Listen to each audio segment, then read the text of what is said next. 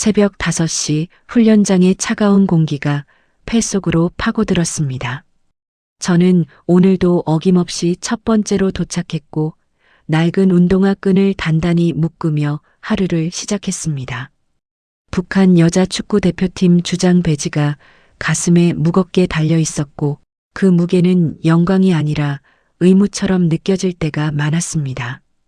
유나, 오늘 패스 실수 한 번만 더 하면 2배로 뛴다.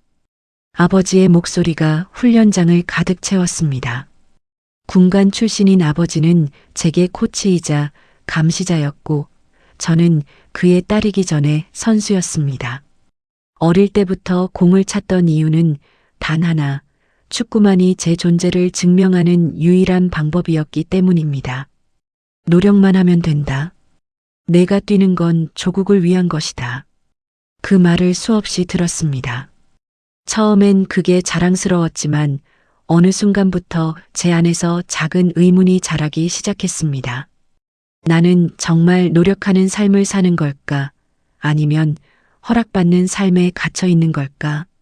훈련이 끝나고 숙소로 돌아가는 버스 안 동료들은 모두 지친 표정으로 창밖을 바라보고 있었습니다. 저 역시 말없이 스쳐 지나가는 풍경을 응시했습니다. 똑같은 건물, 똑같은 구호, 똑같은 하루. 이 반복 속에서 제 마음 한구석엔 늘 답답함이 자리 잡고 있었습니다. 그날 밤 침대에 누워 천장을 바라보며 생각했습니다. 언젠가 내가 진짜 원하는 축구를 할 수 있을까?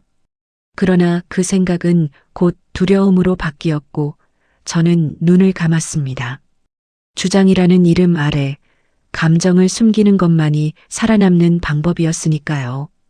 구독, 좋아요 누르고 계속 시청해주세요.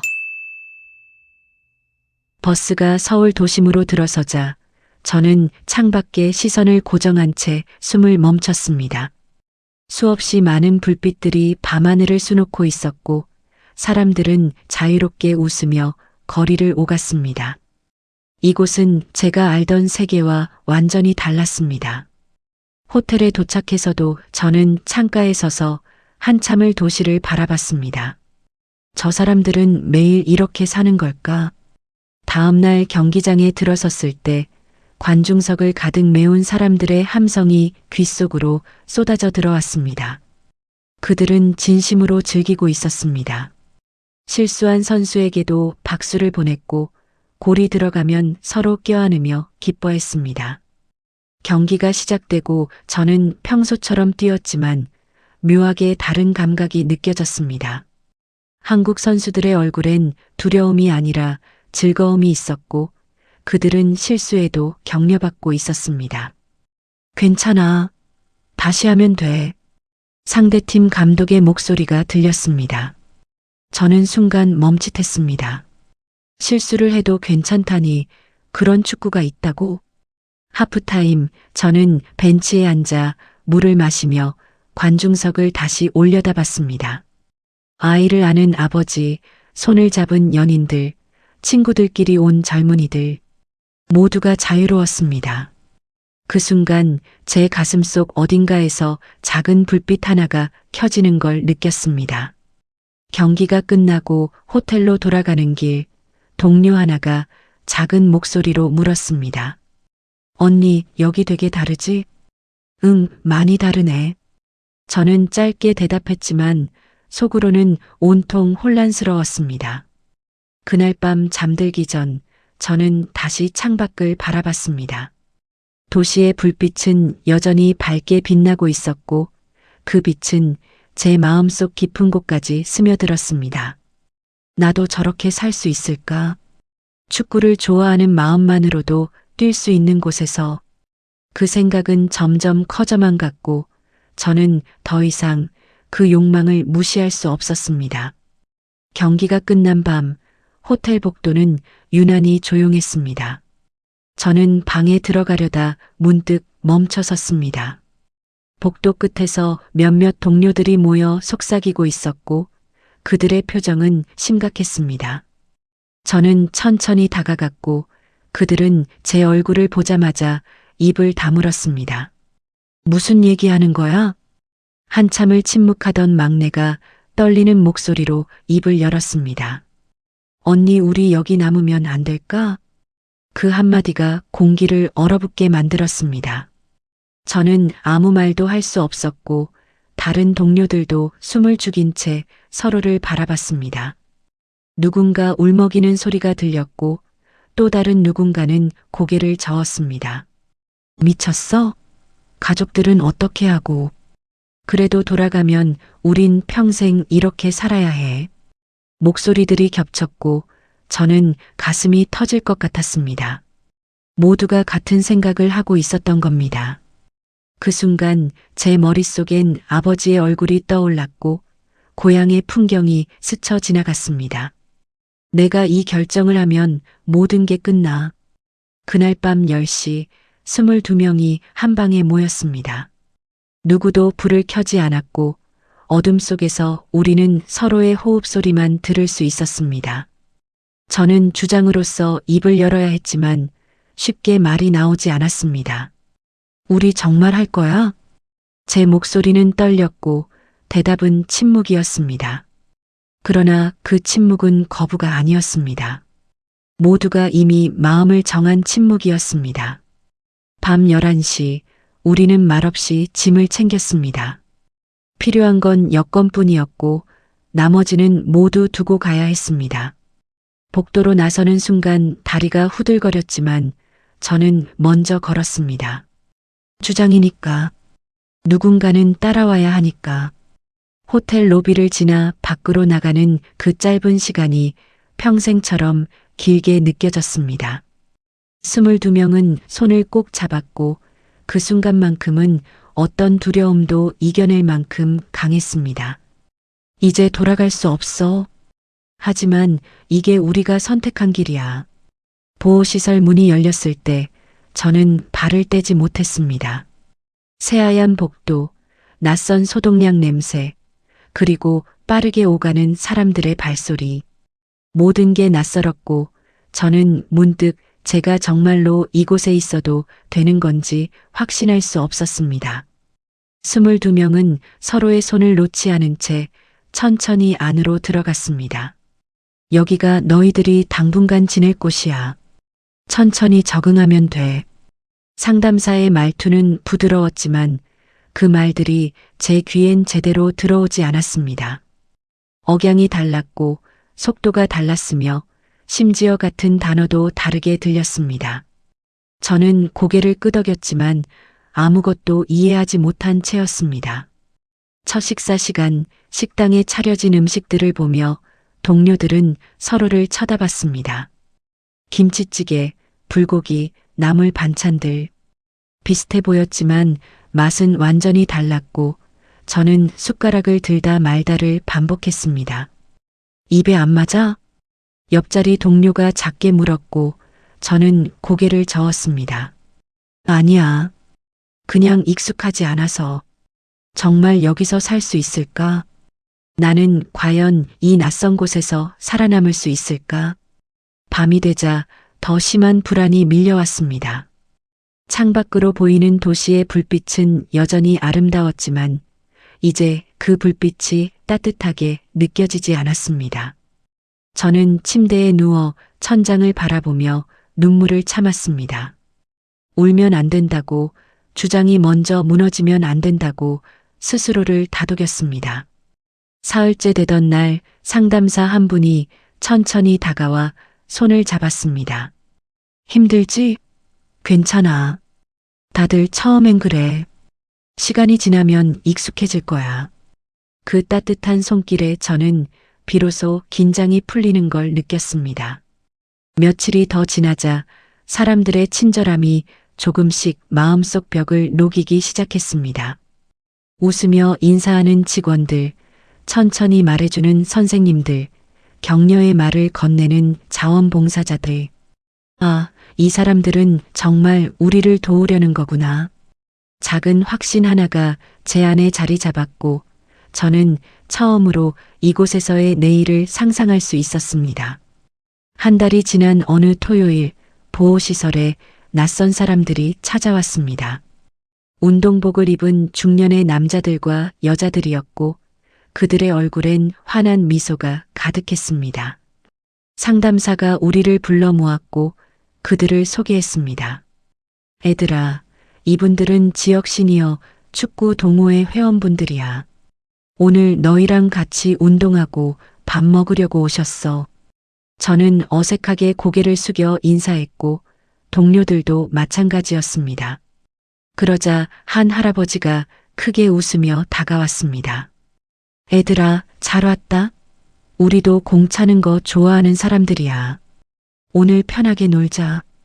그분의 목소리엔 진심이 담겨 있었고 저는 묘하게 가슴이 먹먹해졌습니다. 운동장에 도착하자 그들은 자연스럽게 공을 나눠주고 스트레칭을 시작했습니다. 저는 오랜만에 잔디를 밟으며 깊게 숨을 들이마셨습니다. 공을 찰 수 있다는 것, 그것만으로도 제 안에 뭔가 살아나는 느낌이었습니다. 윤하야, 패스. 누군가 제 이름을 불렀고 저는 본능적으로 공을 받아 넘겼습니다. 실수로 공이 빗나갔지만 아무도 뭐라 하지 않았습니다. 괜찮아. 천천히 하면 돼. 천천히 해도 된다고. 실수해도 괜찮다고.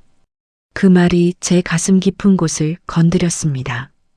평생 완벽해야 한다는 압박 속에서 살았던 저에게 그 한마디는 너무나 낯설고도 따뜻했습니다.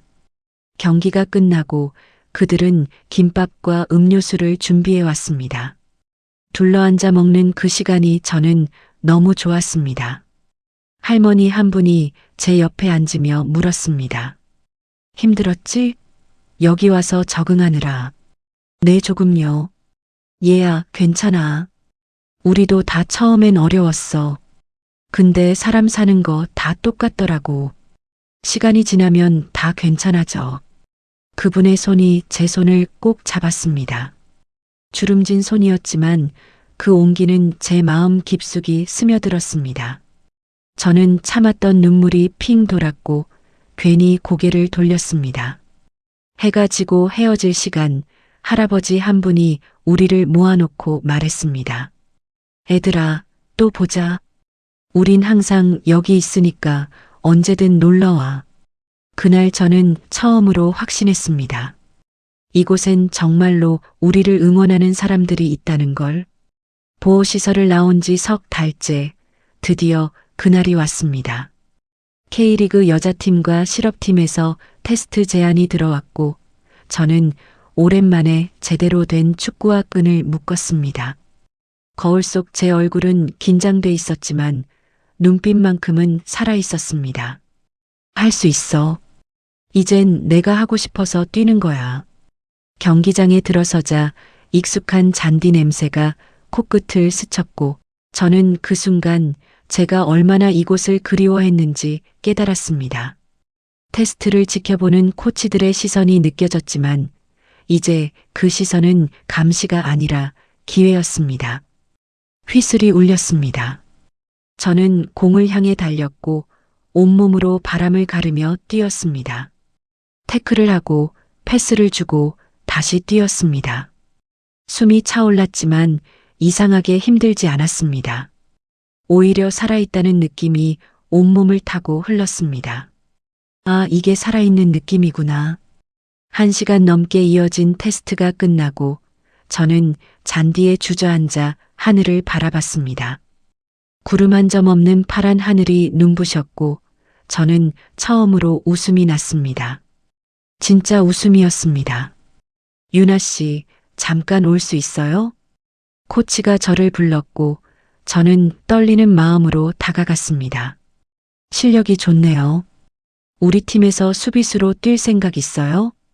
정말요? 물론이죠. 당신 같은 선수 찾고 있었어요. 그 말을 듣는 순간 저는 눈물이 핑 돌았습니다. 누군가에게 명령받아서가 아니라 제 실력으로 인정받았다는 게 믿기지 않았습니다. 감사합니다. 열심히 하겠습니다. 일주일 뒤 정식 계약서에 사인을 했습니다. 제 이름 석자를 또박또박 쓰며 저는 생각했습니다. 이 이름은 이제 명령이 아니라 제 선택으로 빛나는 이름이라고. 첫 훈련 날 새 유니폼을 입고 운동장에 섰을 때 동료 선수 하나가 다가와 손을 내밀었습니다. 잘 부탁해요, 유나 씨. 저야말로 잘 부탁드립니다. 저는 그 손을 꼭 잡았고 그 악수는 새로운 시작을 의미했습니다. 공을 차는 제 발에 힘이 실렸고 달리는 제 다리는 자유로웠습니다. 이제 저는 온전히 제 노력으로 서 있었고 그 사실만으로도 행복했습니다. 이제야 내가 원하던 축구를 하는구나. 얘야, 내가 여기서 잘 사는 게 그분들한테도 희망이지. 죄책감에 잡히지 마라. 새로운 삶이 자리 잡을수록 그림자도 함께 길어졌습니다. 실업팀에서의 일상은 안정적이었고 동료들은 친절했으며 경기장은 언제나 저를 반겨주었습니다. 하지만 밤이 되면 달랐습니다. 잠자리에 누울 때마다 고향의 얼굴들이 어둠 속에서 하나씩 떠올랐습니다. 아버지의 굳은 표정, 어머니의 조심스러운 미소, 어린 동생의 맑은 눈빛. 나 때문에 저 사람들은 지금 어떻게 살고 있을까? 이불을 끌어안고 몸을 웅크렸지만 떨림은 멈추지 않았습니다. 자유를 선택한 대가가 이렇게 무거울 줄은 몰랐습니다. 낮에는 공을 차며 웃을 수 있었지만 밤만 되면 저는 도망자가 되었습니다. 어느 날 저녁 훈련을 마치고 돌아오는 길에 한 시니어 팬분이 저를 불러 세웠습니다. 그분은 항상 경기장 관중석 구석에 앉아 조용히 응원해 주시던 분이었습니다. 유나야, 잠깐 이리 와봐. 저는 고개를 숙인 채 그분 곁에 섰습니다. 요즘 표정이 안 좋더라. 무슨 일 있니? 아니요. 괜찮습니다. 괜찮은 애가 그런 눈을 하고 다니나. 그분은 제 손을 꼭 잡았습니다. 따뜻했습니다. 얘야, 내가 여기서 잘 사는 게 그분들한테도 희망이지. 죄책감에 잡히지 마라. 그 순간 눈물이 터져 나왔습니다. 참으려 해도 소용없었습니다. 이 사람은 어떻게 내 마음을 이렇게 정확히 아는 걸까? 내가 무너지면 너를 응원하는 사람들도 함께 무너져. 그러니까 떳떳하게 살아. 그게 내가 할 수 있는 최선이야. 저는 고개를 끄덕였습니다. 말은 나오지 않았지만 그분의 손은 제 안에 얼어붙은 무언가를 천천히 녹이고 있었습니다. 그날 밤 저는 처음으로 편안하게 잠들 수 있었습니다. 맞아. 나는 도망친 게 아니야. 살아남은 거야. 유나 선수 축하합니다. 대한민국 여자축구 국가대표 후보로 발탁되셨습니다. 1년이 흘렀습니다. 그 시간 동안 저는 매일 새벽 5시에 일어나 훈련장으로 향했고 밤늦게까지 몸을 단련했으며 실수할 때마다 스스로를 격려하는 법을 배웠습니다. 더 이상 누군가의 명령이 아닌 제 안에서 솟아오르는 열망으로 뛰었습니다. 그리고 어느 봄날 전화 한 통이 걸려왔습니다. 유나 선수 축하합니다. 대한민국 여자축구 국가대표 후보로 발탁되셨습니다. 순간 숨이 멎었습니다. 국가대표 나를? 수화기를 든 손이 떨렸고 눈앞이 흐려졌습니다. 같은 운동장이지만 이제는 완전히 다른 마음으로 서게 된 것입니다. 국가나 체제가 아닌 저 자신의 꿈으로 선택받은 자리였습니다. 첫 소집 훈련 날 저는 태극 마크가 새겨진 유니폼을 받아들었습니다. 천천히 가슴에 갖다 댔을 때 심장이 미친 듯이 뛰었습니다. 이게 정말 내 거야. 내가 선택한 삶의 증거야. 훈련장 한쪽에서 22명의 동료들이 뿔뿔이 흩어져 각자의 팀에서 뛰고 있다는 소식이 들려왔습니다. 누구는 프로팀 주전으로, 누구는 지역 리그에서, 누구는 코치로 새로운 길을 걷고 있었습니다. 서로 멀리 떨어져 있었지만 우리는 여전히 보이지 않는 끈으로 연결되어 있었습니다. 어느 날 저녁 옛 동료 하나가 메시지를 보내왔습니다. 언니, 나 오늘 첫 골 넣었어. 언니 덕분이야. 저는 미소 지으며 답장을 보냈습니다. 아니야. 내 덕분이지. 우리 모두 덕분이야. 경기장에 서서 관중석을 바라볼 때마다 저는 그날 밤을 떠올렸습니다.